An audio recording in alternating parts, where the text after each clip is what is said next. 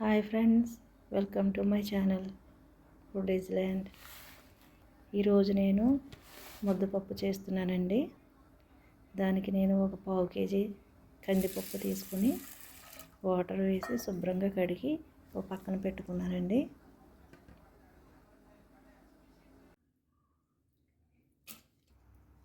పప్పు శుభ్రంగా కడుక్కొని కుక్కర్లో వేసుకుంటున్నానండి. ఈ పప్పులో ఇప్పుడు ఒక చిన్న సైజు ఉల్లిపాయ,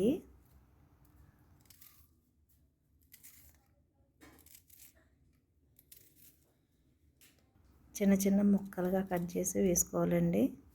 తర్వాత ఒక పచ్చిమిర్చి తీసుకున్నాను, అది కూడా చిన్న చిన్న ముక్కలుగా కట్ చేసి వేసాను.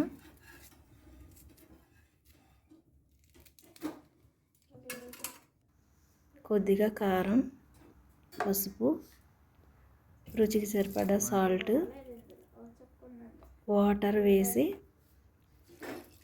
పప్పు బాగా ఉడికే వరకు 3 విజిల్స్ పెట్టుకుని మూత పెట్టి పొయ్యి మీద పెట్టుకోవాలండి.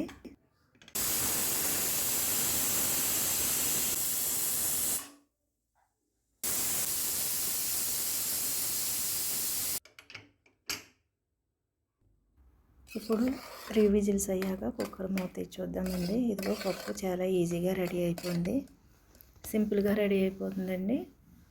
దీన్ని ఇప్పుడు సర్వింగ్ బౌల్లోకి తీసుకొని సర్వ్ చేసుకోవచ్చు.